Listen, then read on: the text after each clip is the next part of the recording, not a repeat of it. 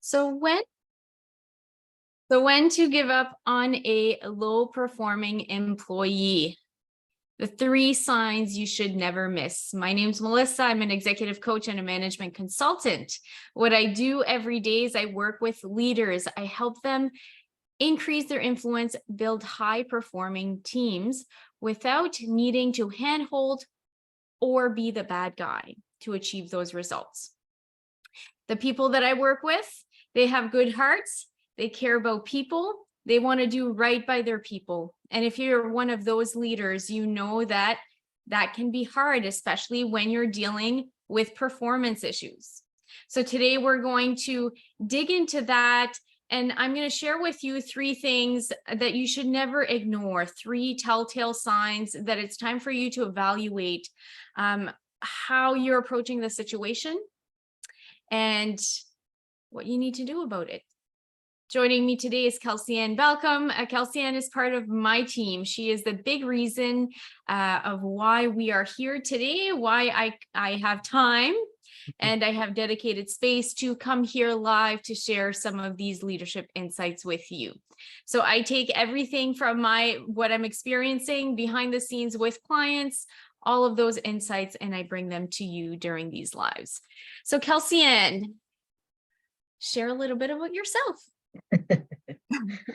I'm Kelsey-Ann, and I'm your marketing director and Jill of all trades around here. And I offer the employee perspective. So what Melissa shares, we live and breathe those same strategies.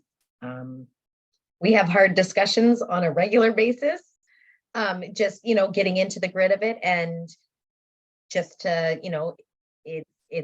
it's very interesting coming from a previously corporate background to then shift into such a different way. So I'm curious to hear this. So performance management, it's something that you never get away from. It's even with star staff. It is something that's constant. Ideally, it's not something that's done once a year.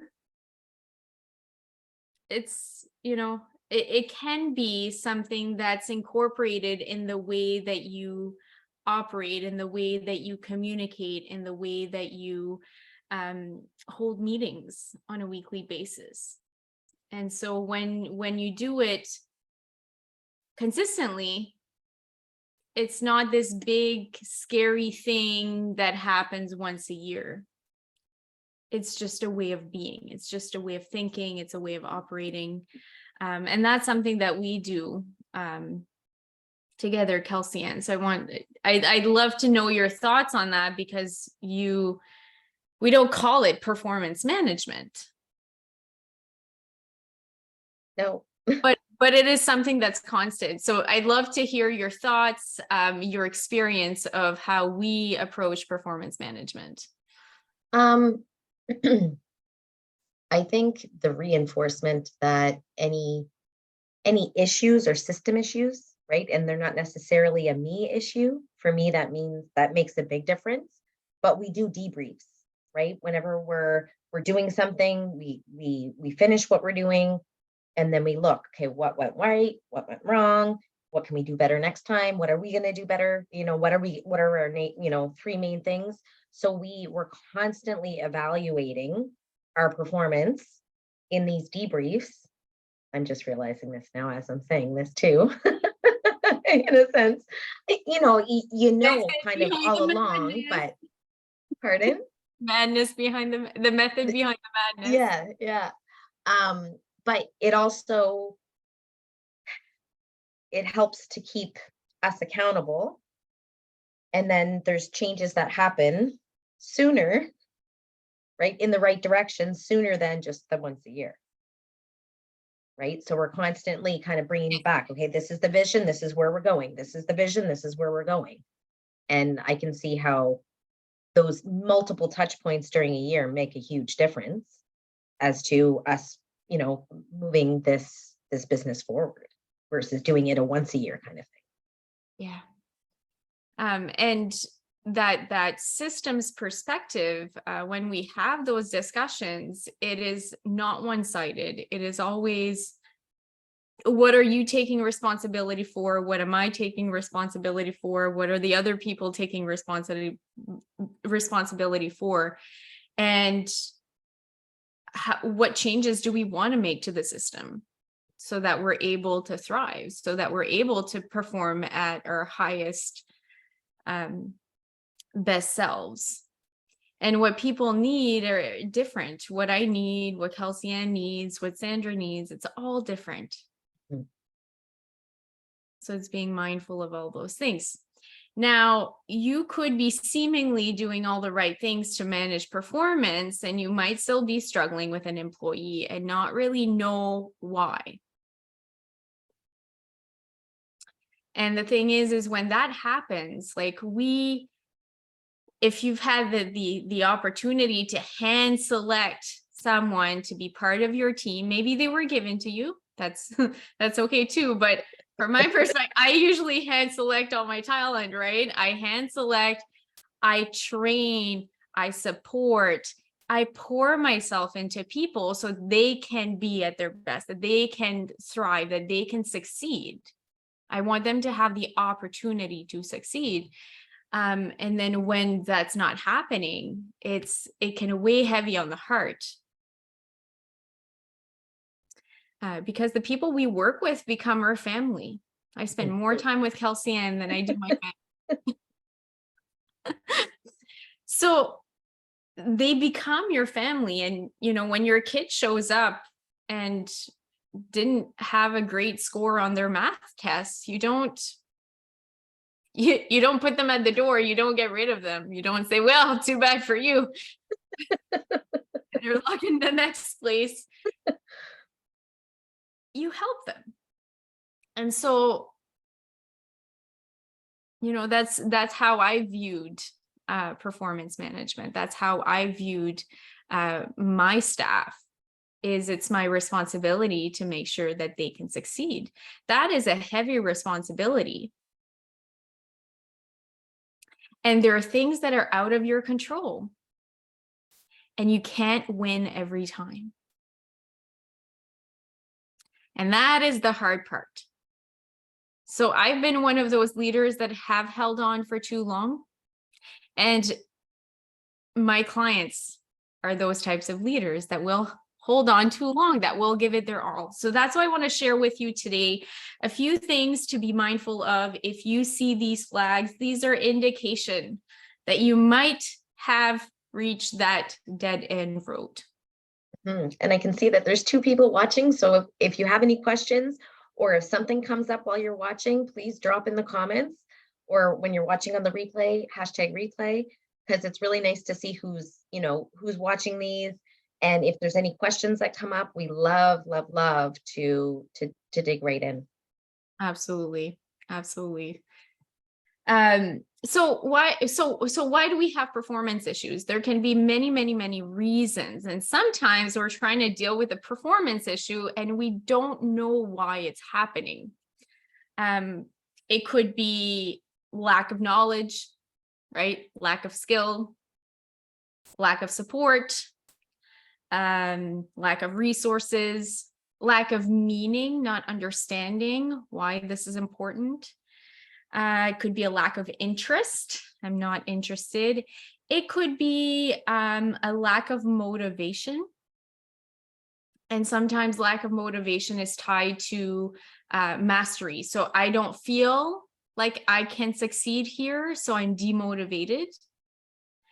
It could be a lack of desire to do that type of work. I don't really want to be here. And it could be a lack of engagement. I don't care about this or here anymore. I'm showing up for the paycheck. So there's a wide range, and this is not an exhaustive list. These are just where the short list of what my mind, the checklist that comes up in my mind when I'm dealing with performance issues. What's behind it? Emotions. Emotions. Well, if you're dealing with a knowledge gap or a skill gap, that's, that's something that can be rectified sometimes. Mhm. Sometimes. Some skills, some people don't have the personality for certain skills. That's something to consider. Can this person learn this skill? Mhm. Do they want to learn this skill? Mhm. And tied to all of that are emotions. So maybe we don't care now, or maybe we're feeling guilty, maybe we're feeling ashamed, maybe we're feeling frustrated because we want to. And most people want to do a good job. I've yet to encounter someone who didn't want to succeed.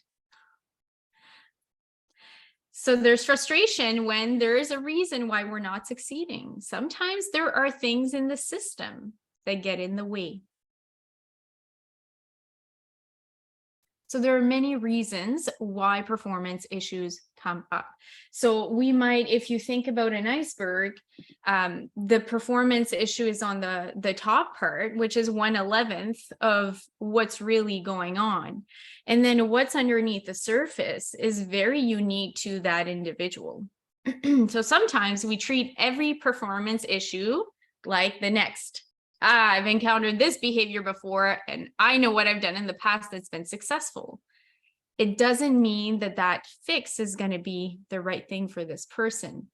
It's really important to go underneath the surface.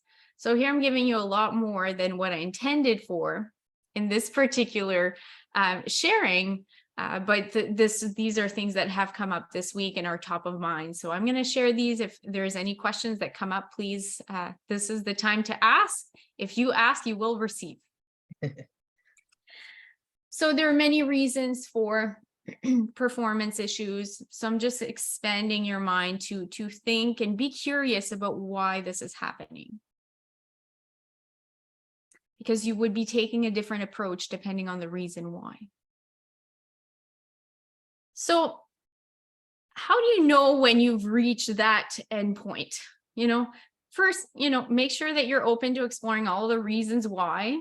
And you will know this by being curious, asking questions, observing, looking for the patterns, coaching the individual. And usually the reason they tell you, like from the get-go, they'll say, well, it's because I'm overwhelmed. Okay, that's not the end of the line. Okay, what's going on? What happens when you're overwhelmed? What is overwhelming? When you're overwhelmed, how does that affect you? You want to keep digging to see what's behind the overwhelm, and what you will uncover is not what you were thinking. It's never what you think.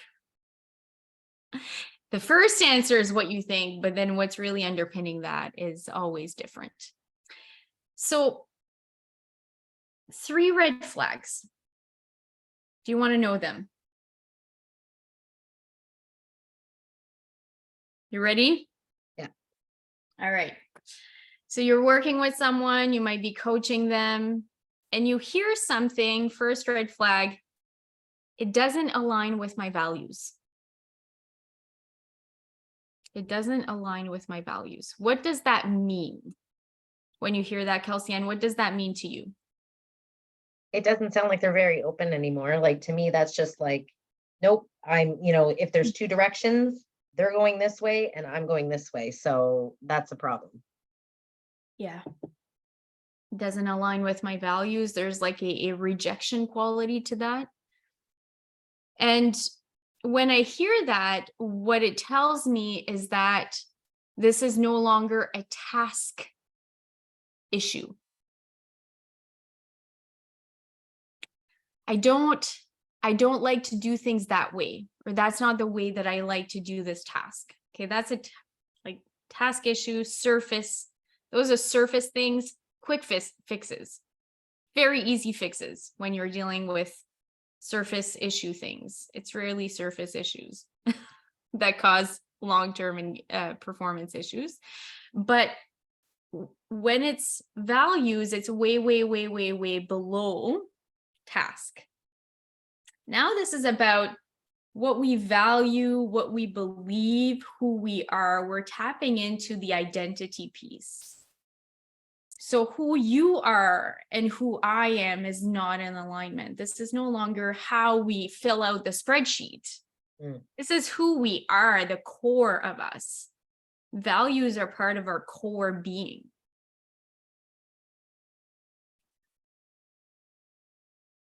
Sometimes we can work with value issues, but sometimes it is really, really, really often we don't come back from value issues.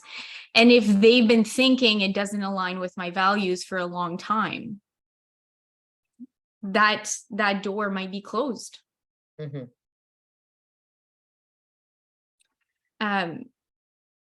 When things don't align with our values, it creates a feeling of disgust.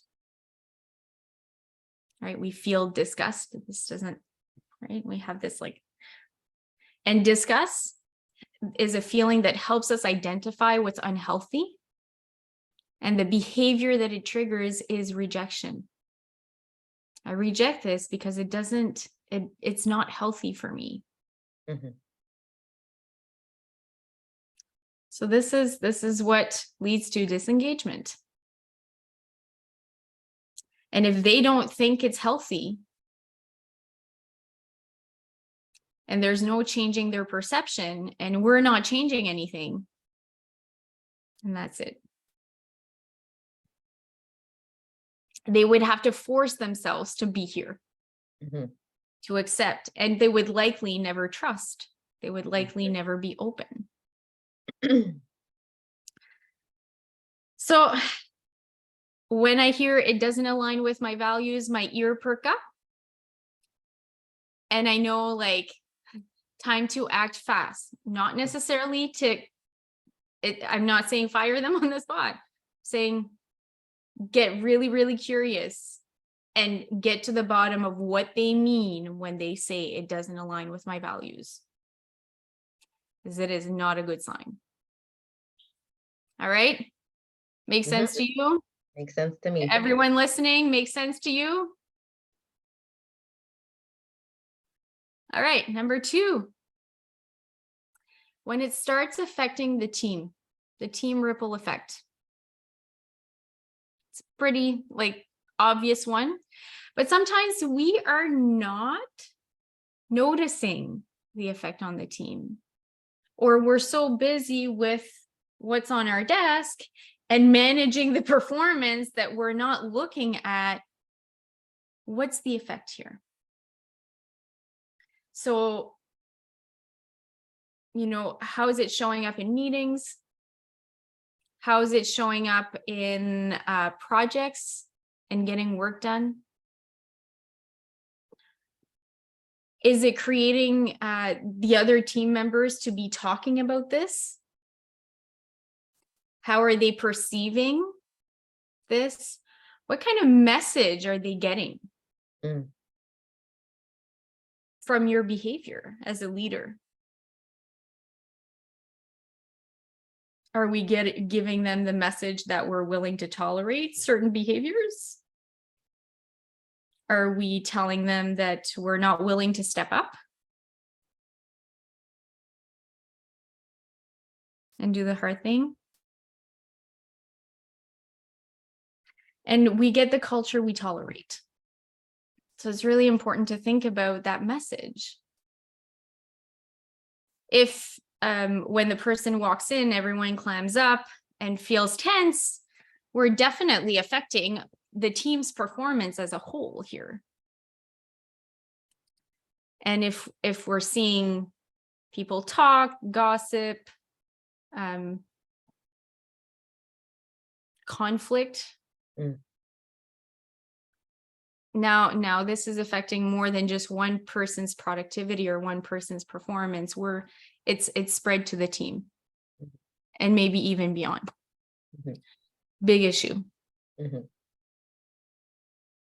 in the end, those employees are wondering how those changes and how that change is going to affect them, right? So there's so many layers to when something's going on like that in the office. Yeah. So the third flag is active disengagement. What does that mean? All right, so let's talk about engagement. Engagement is somebody's emotional commitment to effort. Effort in the workplace is doing the work. So somebody's emotional commitment to that. The more emotional commitment, the more performance we get, the better the performance.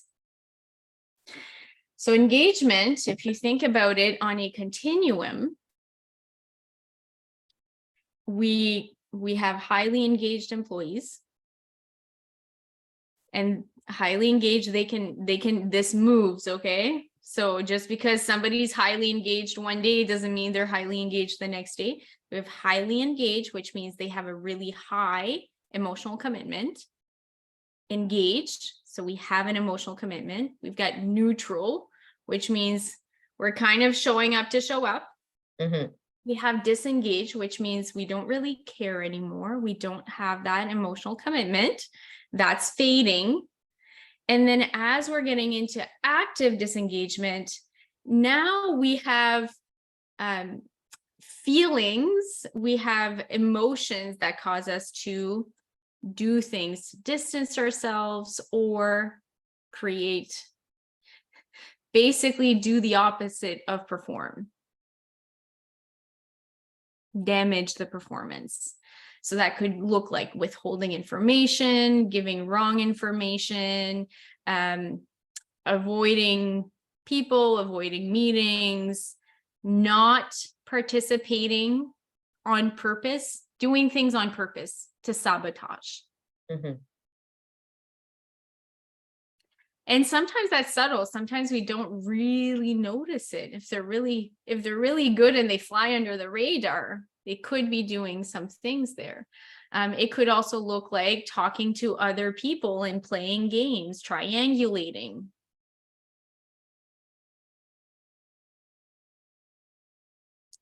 Essentially, when I talk about active disengagement, this person is doing active things to sabotage the performance of the team, your performance, or the team's performance. At this point, it is, so if you go back to that scale, that continuum, people are going up and down this continuum all the time. So it's normal for people to be highly engaged, and then you go to engaged and maybe highly engaged, and then they have a really hard year. All of a sudden they're neutral, and then they go back up. And it is easy when they're neutral, like it's easy to go from neutral to engaged to highly engaged. Like if we're in that range, so if I assess a team and I see that most people are neutral, I don't panic. It's not that big of a deal. We can re-engage them. They're not out. When people start getting disengaged, they are now closed off and rejecting. It's harder to move out of disengagement into neutral, and then when they're actively disengaged, now they've been doing things to distance and to sabotage.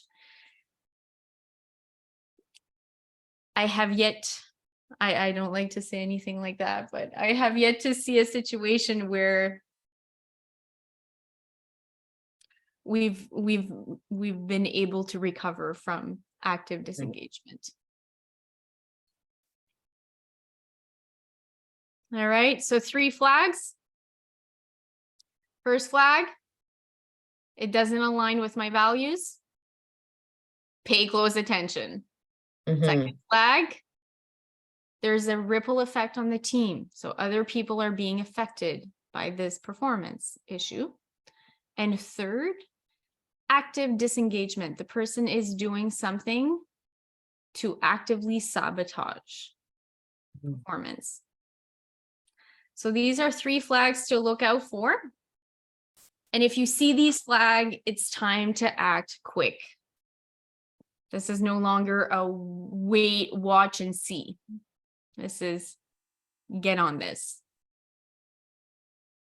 So if you're experiencing any of this, or if you want to know how to proactively avoid it, prevent this from happening, I have something in store for you.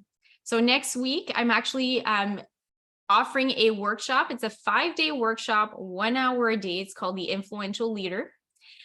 We've had about 500 people in the past couple of years take this workshop, amazing feedback.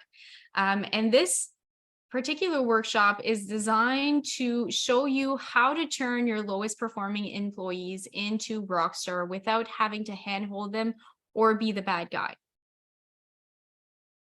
So I'll be letting you in on the system that I use, so the behind the scenes as a coach, what I am doing. I'm going to be sharing with you some tools. So I've taken all of my knowledge, all of my training, and I've designed myself some tools that I use in the field. That's what I'll be sharing. So we're going to cover engagement and disengagement. So how to pick up on disengagement before it becomes a big performance issue. So the easiest time, like we talked earlier, the easiest time to intervene on engagement is before we slip into disengagement. It's to pick up the sign as we're starting to slip so that we can turn it around fast. We can prevent this from happening if we have the finger on the pulse. Second, we're going to look at the performance issue that you have. What kind of issue? I'm going to give you a way to assess the issue that you're dealing with so that you know the approach to take and how much effort you can expect to invest. And what is the potential of turning around this issue? So this is the thing, we hang on too long, and this like, I don't know what to do, or it seems like I've done everything and I don't know what to do now. That can cause a lot of stress, and it can cause you to hang on way too long or to not be doing the right thing. I've seen people hang on too long where they should have let go, and I've seen people let go when it was a matter of changing the approach and there was potential. And that's really sad to see. And nobody wins. So that is the second thing that we're going to cover. And the third thing, I'm going to give you my 3-step influence system. So how to transform those conversations that you're about to have, which we could deem as hard conversations, they can be transformational conversations. And I'm going to show you the 3 steps, what you can do even before having the conversation that will secure, that will kind of pave the way for you to have a good conversation and actually strengthen the relationship and get the outcome that you want. So these conversations do not need to be divisive. They don't require you to be the bad guy. And they can be collaborative and strengthening. So if you want to know how I do that and also get your workbook, I'm offering a workbook for those who are showing up on day 1. The workbook will be your blueprint. So as you're going through the workshop, you're going to be putting all of your thoughts, everything that you're picking up, and designing your intervention. And you can start acting on that intervention right away through the workshop. So in those 5 days, we get reports of people making changes, having those conversations, securing engagement, making decisions, reconnecting with the employees in ways that they haven't been able to. I've seen people thinking that they needed to let go of their employee and turn it around in 5 days. And those are the wins that I get super excited for. So this is a great 5-day for anyone who is dealing with performance issues right now, who have dealt with them in the past and would like to avoid them in the future. or somebody who's getting into leadership and really want to build their toolkit. They want to put stuff and get themselves ready in the right mindset to really understand what it means to be a leader, not just a manager. So next week, starting Monday, if you want to join us, Kelsey Ann dropped in the chat the link. All you need to do is register. You'll get an email with the link 24 hours before we kick off, and you will receive your workbook on day one when you show up live to our Zoom. We'll see you on Monday. Make sure to register. If you have any questions, you can contact myself or Kelsey Ann by DM, and we'll see you Monday. Bye, everyone.